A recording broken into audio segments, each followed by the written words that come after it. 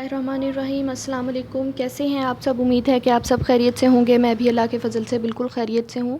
अल्लाह पाक से दुआ है कि अल्लाह पाक आप सब की तमाम जायज़ ख़्वाहिशात पूरी फ़रमाए। जैसा कि आप सबको पता है कि रमज़ानुल मुबारक की आमद है और उसी हवाले से अब हमारी रेसिपीज़ कुछ रमज़ानुल मुबारक के हवाले से ही ज़्यादातर होंगी।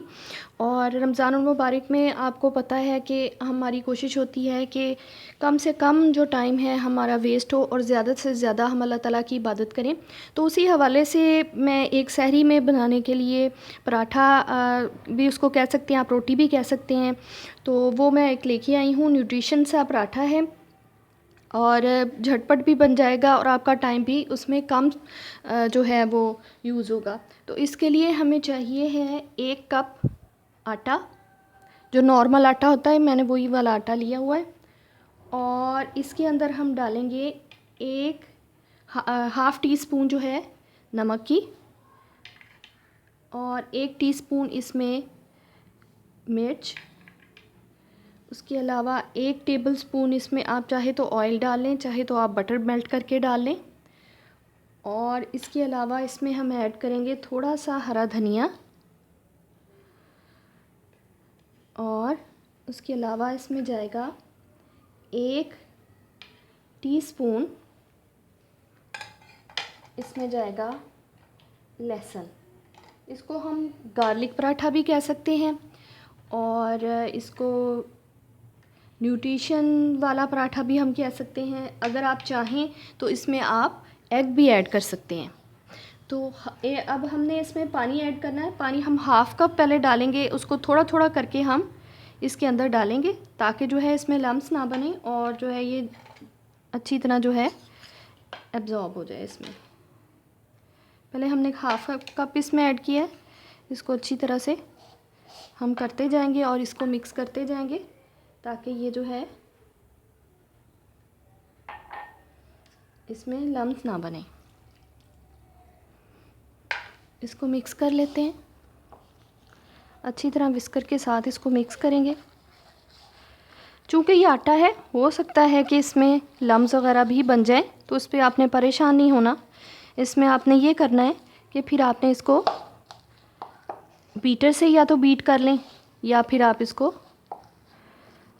इसमें हम अब थोड़ा सा पानी और ऐड करेंगे। देखें, इसमें एक हाफ़ कप जो है पानी का हम और ऐड करेंगे।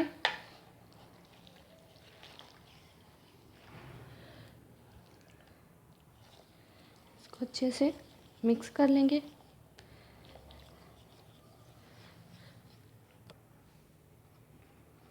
ये देखें, ये हमारा जो है बिल्कुल मिक्सन अप हो गया है और इसकी कंसिस्टेंसी जो है वो ऐसी होनी चाहिए। चले आए, अब हम इसको कुक करते हैं। हमने फ्राई पैन जो है वो रख लिया है। इसको हल्का हमने गरम करना है, ज़्यादा गरम नहीं करना हमने तब फ्राइंग पैन को। और इसमें हमने एक जो है ये डाल देना है।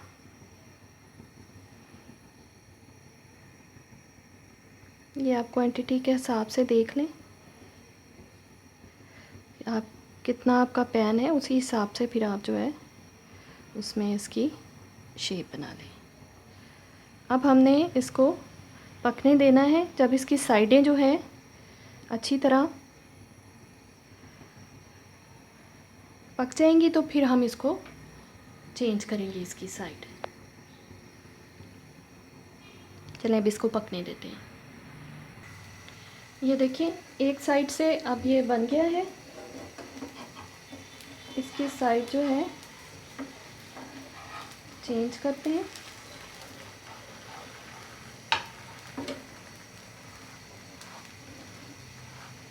एक साइड सिक जाएगी, अब फिर हम इसकी साइड चेंज करते हैं।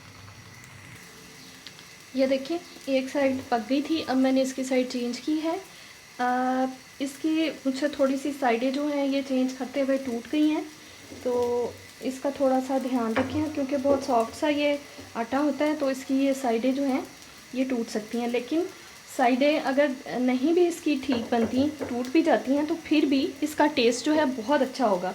तो आप इसको ज़रूर ट्राई कीजिएगा। अब एक पराठा जो है वो मैंने ऐसे बनाया है बग़ैर अंडे के, और अब बाकी जो एक पराठा है वो मैं बनाऊंगी अंडे के साथ। तो इसको अभी मैं निकालती हूँ, फिर दूसरा इसमें ऐसे ही डालती हूँ।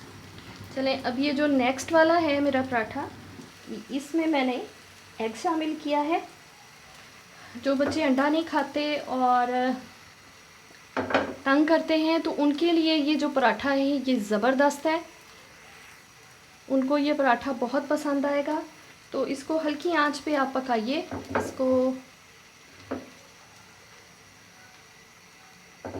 एक साइड जब इसकी कुक हो जाए फिर इसको दूसरी साइड पे इसको पका लीजिए। चलें, ऐसे ही मैं अब सारे पराठे बना लेती हूँ।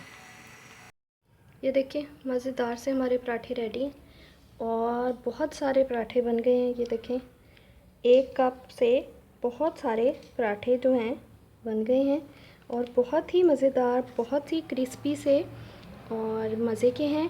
अगर आपको मेरी रेसिपी पसंद आई है तो इसको लाइक कीजिए, शेयर कीजिए और मेरे चैनल को सब्सक्राइब कीजिए। मुझे दुआओं में याद रखिए। अल्लाह हाफिज़।